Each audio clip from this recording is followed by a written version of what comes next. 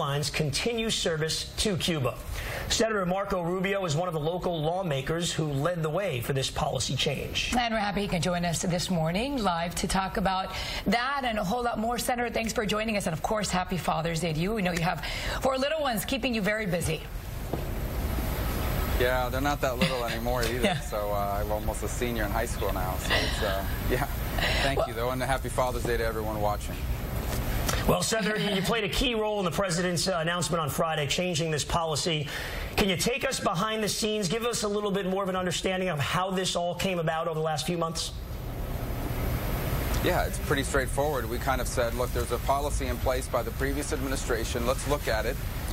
Whether we were for it or against it, if there's anything positive that came out of it, let's keep it. And if there's anything negative, let's get rid of it. That was the starting point. The president really wanted to do this. And so our aim here is simple.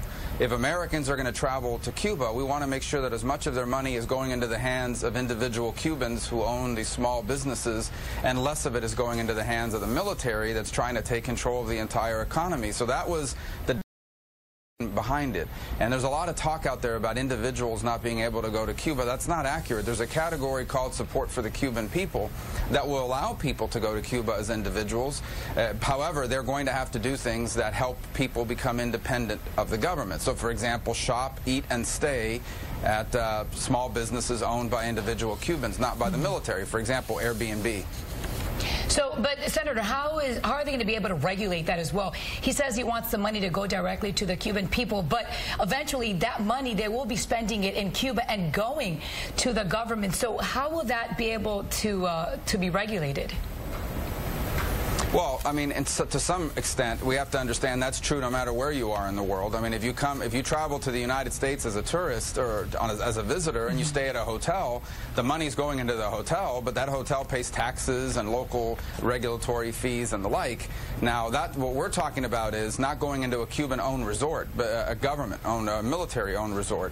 And how do you regulate it? The current law, as it exists today, as it existed under the Obama administration, required visitors to Cuba to have an itinerary and keep records for 5 years of what they did while they were there.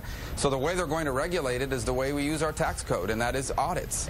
They're not going to audit every trip, but they're going to selectively audit trips the way you would audit tax returns to ensure compliance. That's the way you do it. What does this mean for Cuban exiles, Senator? Well, it doesn't really impact what Cuban Americans are doing. I mean, they'll be able to continue to travel and visit their relatives in Cuba. They'll be able to continue to send money. What they will not be able to do is travel to Cuba and to visit relatives, but spend a week and a half or 2 weeks at a military-run resort. And what's been the talk with the Cuban exiles here? I mean, the president said while he was running his campaign, this is what he was going to do, and he's setting out, and he is doing it. But are we really going to see a change within the next few years? Well, that belongs to the Cuban government. They've got to now step forward and say, we're going to allow private individual Cubans to own more businesses.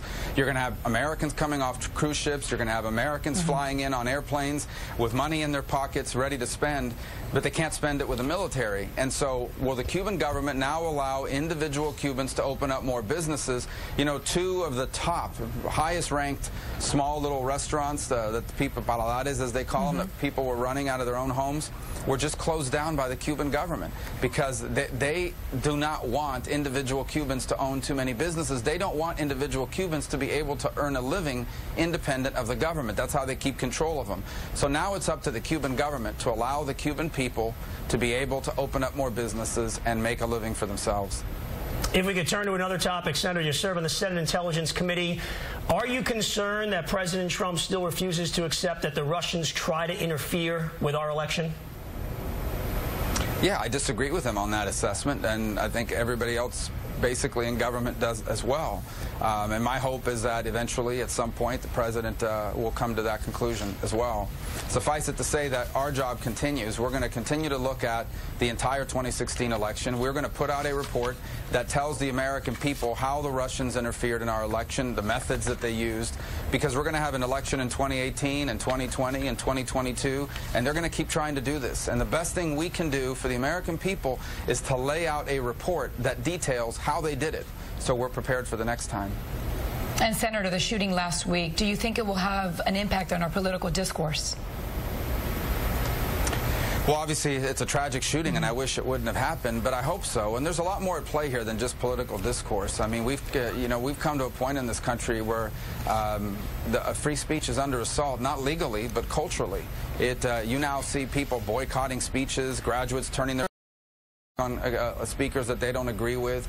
The violence is the alternative to speech, and so we've got to continue to be a country where people can disagree without hating the person. We've got to walk away from this idea that we're not going to argue about your policies. I'm just going to go straight and try to delegitimize you as a person and claim that you're evil.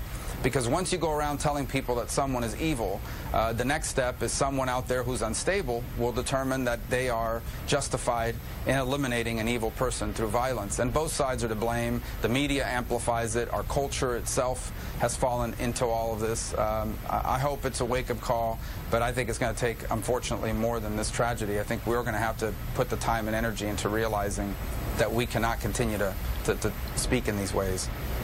All right, Senator, thank you so much for your time. And again, happy Father's Day. You have a very busy day ahead of you, so thanks for joining us. Thank you.